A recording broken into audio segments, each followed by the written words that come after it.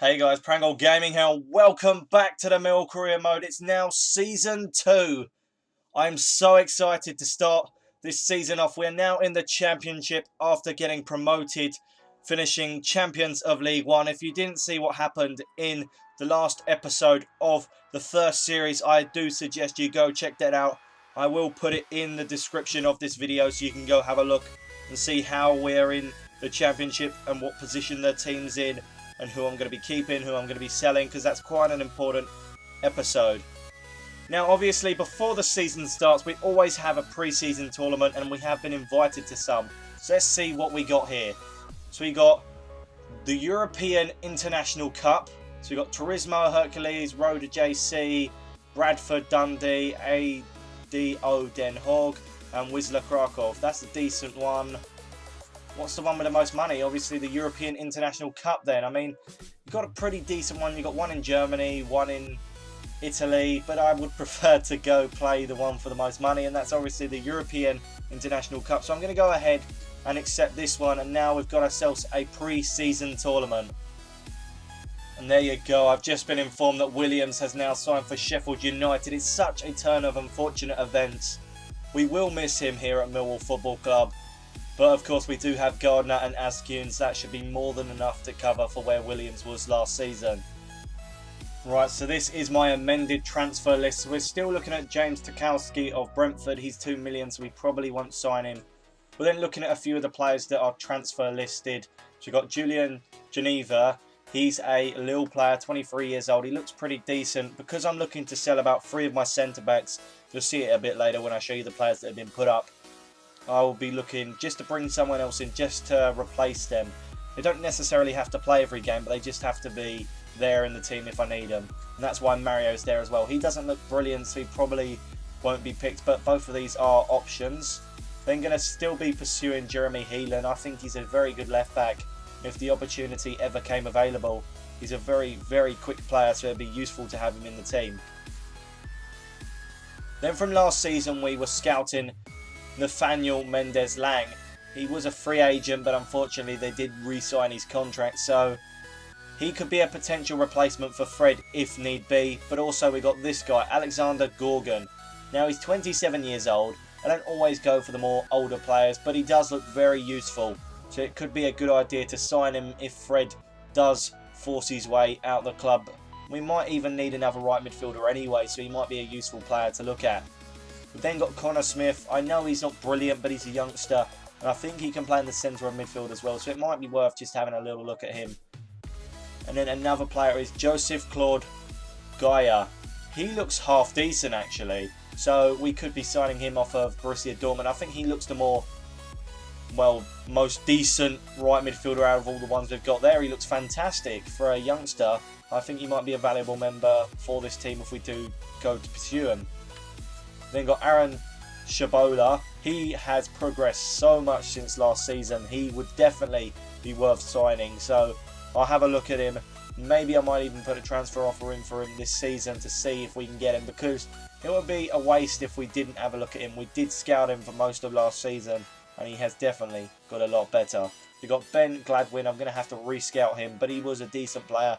He might be someone that we could have a look at signing. I don't really need centre midfielders, but after losing Upson, maybe I could just sign one more.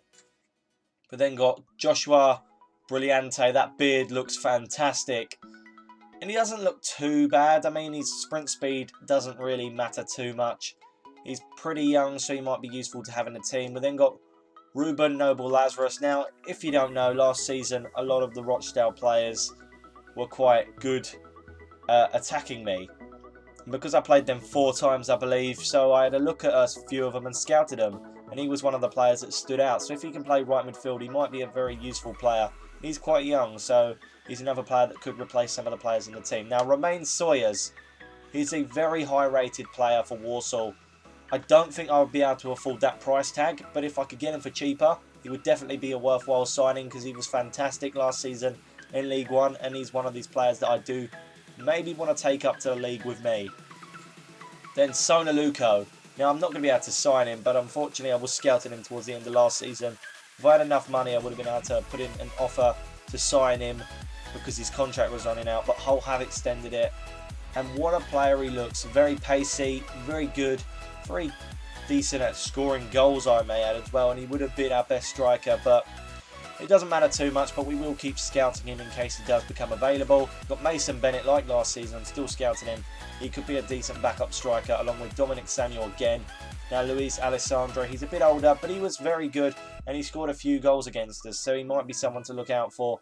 I might even put a transfer offer in for him later, after I've played a few of the pre-season games. And then we got Prangell, who's transfer listed. He could be a decent striker. He's not got the best sprint speed, but of course, if I do want to get rid of Steve Morrison and I decide to, he could be someone that could be a like-for-like swap, and I think he could be a decent investment for this team. Then we got this guy. Now, Adam Naine, he doesn't look brilliant, but he is a youngster, so maybe we could train him up to become a better striker. As I said, I might get rid of Morrison, so if I do, then I obviously do need another striker. And then we got Callum Jafralo Martin. Now, his stats aren't fantastic at all, and he's a very big long shot if you want to actually sign someone that's young, but he's half decent. I do like using young strikers, and he could be a decent investment. And then we've got the final two strikers here in Dyer, Pup and Dinga. His pace looks brilliant. His other stats are okay for a striker, and as he's 23, he could be a decent investment. And then finally we got Barenta. His stats actually look really good for a 24-year-old. The only thing that's worrying is the price tag, but that could be something that we could get around if he's transfer listed, and because he is, that might mean that we could get him for cheaper. But as I said, Morrison probably will leave the club, so we will be looking at a striker. Right, and these are the players that I've transfer listed. So we're going to put Webster up for sale, Craig up for sale, Morrison up for sale, and Malubo up for sale. Now, I am getting rid of a lot of centre-backs. That's why I'm scouting a few centre-backs that are transfer listed. I won't just go for them, but for now, until we've got rid of them, I won't start looking strongly at centre-backs that could make a difference, because we have got Nelson, we have got Wood, we have got Parr, and I am training up Parr this entire season. So those three youngsters will be very valuable in this team. And of course, I do have to select a new captain, but Beavers is more than capable of filling in a big centre-back spot at the moment. Of course, if I need any cover, Ethan Ebanks-Landell is definitely capable of playing centre-back as well as right-back. So I've got a lot of cover in the areas where I could sell players. Right, I'm going to put in a transfer offer for Romain Soyes of 600k. I don't really want to pay any more for that, because I do need to keep money for Shane Ferguson to actually sign at the end of his loan spell. And also, I don't know whether I'm going to sell my players yet, so I will have to keep some money aside. So it's going to be a lot of, I'm going to try and sign the players, but I'm not going to spend above odds to get these players, because I do need to make sure players leave before I bring in players. I'm also going to put in a bid for Alexander Gorgon. I do think 500k will be a reasonable bid, but he's probably going to have to cost me about 800k. Either way, I probably will sign him just in case Fred wants to leave the club or there is a problem with Paris going Hall. At least we have three. Because we have three on the left side, I want to have three on the right side, just so we have cover for each position. And I think he'd be a perfect player to sign. I'm just going to go ahead and just laugh at this. They want to sign Gregory. I'm just going to straight up reject, because I am not letting Gregory go for any price. He was our top goal scorer last season and the league's top goal scorer. He is not leaving this club no matter what. He is going to be such an important player to us in this championship season to keep us up in the league and maybe even put us higher in the league, so we can't get rid of our best players, especially not Lee Gregory. Right, it says for Gorgon they actually think he's worth more than that. That's fair enough. I did believe that I'd have to pay more than what I actually put in for him, because the original evaluation of his price was higher than what I actually put in anyway. So I'm going to go ahead and put 800k and see if they accept that. So there you go, I'm putting in 800k. It'll be worth just having a look, see if they're accepting, because he's a decent player. He would be useful in our team anyway. Right, so in the European International Cup, we are in Group A. We've got Prisomo, Hercules Almelo and Roger JC. So we've got some decent teams in there, but I do think it'll be all about what we actually can do ourselves rather than what they can do. Now, I'm not going to play any games in this episode, but I will show you the team I'm probably going to put out against the first team that we actually have to play, which is Hercules Almelo. Right, so the team I will be using for the first pre-season game, which you will see in the next episode, is going to be as follows. In goal, we're going to have Christian Walton. He wanted to play, and to be honest, he's a decent goalkeeper, so I'm not going to turn him down. Joe Martin is the left back. Mitch Hancox is actually the best left back at the club, so I want to leave him to just recuperate a little bit and have a bit of a rest during this pre-season time. I will play him, but not too much. Ethan Ebanks-Landell will then come in the centre-back position. As I said, I'm probably not going to play Tony Craig or Webster that much. I'm actually looking to sell both of them, so it would be reasonable to put him there and see how well he does with the new captain, Mark Beavers.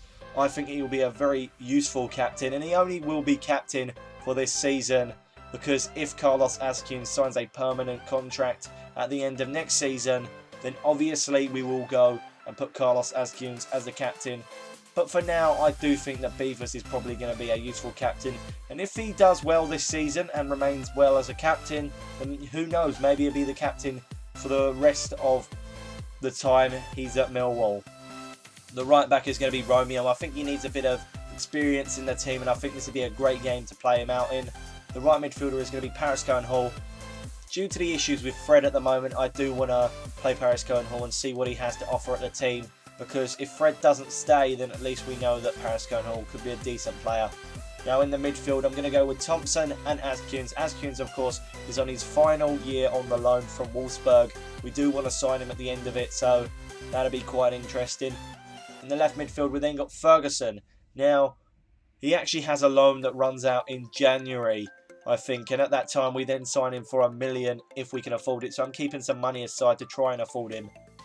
And that'll be a very useful signing because I believe Ferguson will be a fantastic investment to this club because he's a brilliant player. He's put in some good crosses during his time at Millwall, and it was a shame we had to reopen a loan deal to try and bring him back because it didn't keep the loan spell for the entire season. And up front, we're going to be having Alfie Pavey, the great youngster that progressed so much last season, to the fact that he's actually a 64 rated, which makes him reasonable and a good backup striker. And then partnering him is going to be Aidan O'Brien. He's usually a left midfielder, but I think he'll be a decent striker. On the bench we do have Marquis and Gregory. Morrison's actually on international duty, so he won't be there, but as I said, I'm looking to sell Morrison, so it doesn't really matter anyway. So anyway guys, I hope you have enjoyed this first episode of the Millwall Career Mode Season 2. We are finally back. We're going to be with all guns blazing. I cannot wait for the next episode where we kick off our pre-season, and hopefully it'll be a good pre-season and we can get the funds together to sign some players that could make a difference for our championship campaign. So, like, comment, subscribe, and I'll see you guys in the next Millwall Career Mode episode. Goodbye.